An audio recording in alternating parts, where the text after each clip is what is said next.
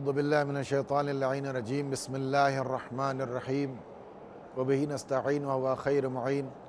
رب اشرح لی صدری ویسر لی امری واحلل عقدۃ من لسانی یفقہوا قولی انشاءاللہ۔ بسم اللہ الرحمن الرحیم ان اللہ وملائکتہ یصلون علی النبی یا ایھا الذین آمنوا صلوا علیہ وسلموا تسلیما۔ اللہم صلی علی محمد وآل محمد، اللہم صلی علی محمد وآل محمد۔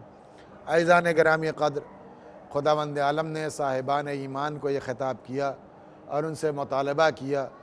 کہ وہ اسی طریقے سے درود و سلام بھیجیں جیسے اللہ اپنے نبی پر اور اس کے ملائکہ نبی پر درود اور سلام بھیجتے ہیں۔ یوں تو روایت میں بہت زیادہ درود کی تاکید کی گئی ہے اور کثرت سے درود پڑھنے کے بارے میں ارشادات اور فرامین معصومین علیہم السلام سے موجود ہیں۔ عزیزان گرامی، ہمارا ایمانی تقاضا بھی ہے کہ اگر اللہ سے کی بارگاہ میں کوئی مطالبہ کرنا چاہتے ہیں تو بغیر درود کے کوئی مطالبہ اللہ کی بارگاہ میں قبول نہیں ہوتا۔ حتیٰ کہ اس سے پہلے بھی میں نے ایک روایت نقل کی تھی، اس کو میں آپ کی خدمت میں پیش نہیں کرنا چاہتا، بس اس کا ایک مقصد کہ انسان کی نماز کی قبولیت اور انسان کے نماز کو اللہ نے جو موقوف کیا ہے کہ قبول ہوگی تو وہ بھی درود پر ہی قبول ہوگی۔ جس نماز میں اہل بیت علیہ السلام میں سلام اور درود نہیں ہوتا اس نماز کو اللہ قبول نہیں کرتا، اور نماز تمام لوگوں کے نزدیک نماز میں محمد اور آل محمد علیہ السلام پر درود پڑھنا واجب اور لازم قرار دیا گیا ہے۔ عزیزان گرامی، یہ انسان کا ایمانی تقاضا ہے کہ درود پڑھے، اس لیے کہ کبھی کبھی ایسا ہوتا ہے۔ امام محمد تقی علیہ السلام سے ایک راوی نے یہ آ کے سوال کیا۔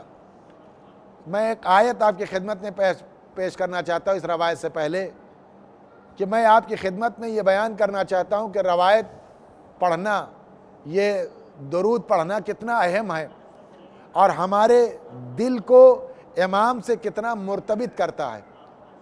اور یہ رشتہ جو امام علیہ السلام سے ہوتا ہے یہی رشتہ مومنین کے درمیان بھی رشتے کا باعث بنتا ہے،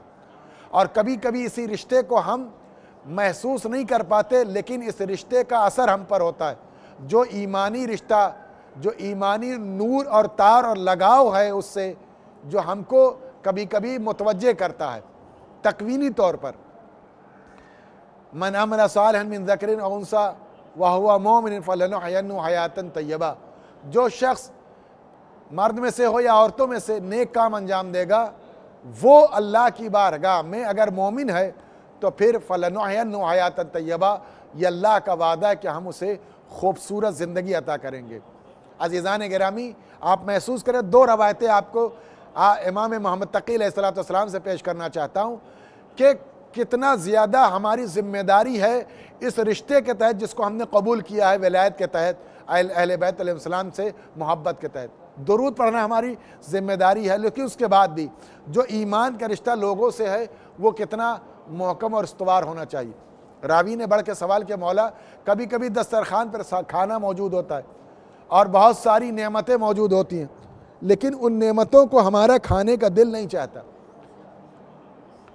جبکہ ہم نہ بیمار ہوتے ہیں، نہ کوئی مرض ہوتا ہے، نہ پریشان ہوتے ہیں، گھر میں عافیت ہوتی ہے، باہر اور اندر ہر اعتبار سے ہمیں سکون ہوتا ہے، لیکن دل بہت پریشان ہوتا ہے۔ آخر وجہ کیا ہے؟ امام نے فرمایا کہ وہ جو تمہارے دل میں ایمان والا جو رشتہ ہے، جو تمہارے دل میں ہماری محبت اور ولایت پائی جاتی ہے، یہی محبت اور ولایت کسی اور مومن کے دل میں بھی پائی جاتی ہے،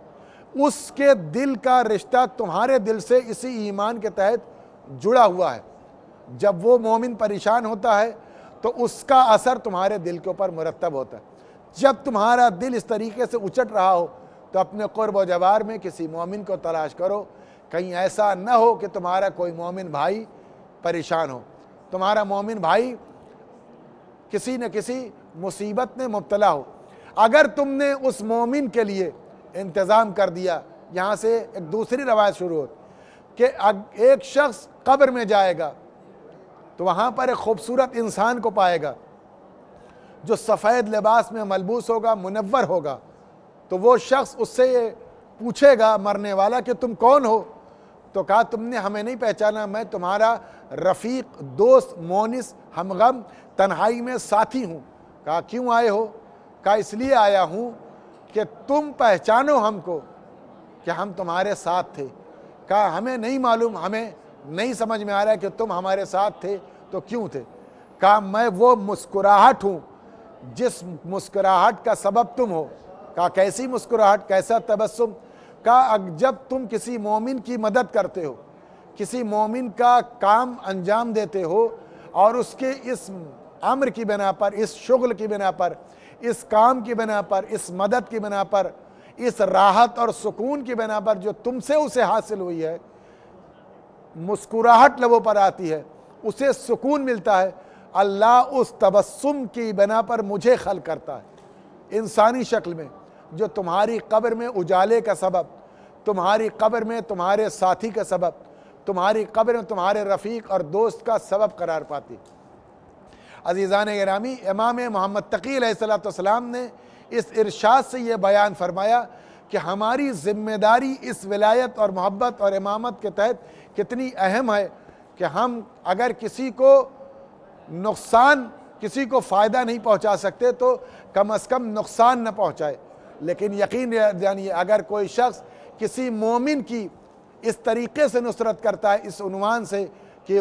یہ مومن یہ اہل بیت علیہ السلام کا چاہنے والا ہے، یہ اہل بیت علیہ السلام کا دوست ہے، تو امام محمد تقی علیہ السلام کے ارشاد اور فرمان کے مطابق یہ بات واضح ہے کہ وہ شخص نہ قبر میں اکیلا ہے، نہ میدان محشر میں اکیلا ہے، نہ قیامت کے پرہول منظر میں اکیلا ہے، بلکہ وہ اہل بیت کی بارگاہ میں حوض کوثر پر پہنچے گا اور اللہ کی بارگاہ میں سرخرو ہوگا۔ یہ امام محمد تقی علیہ السلام کے فرمان اور ارشاد کے زیر اثر جو میں نے آپ کی خدمت میں باز کیا۔ وآخر دعوانا الحمدللہ رب العالمین۔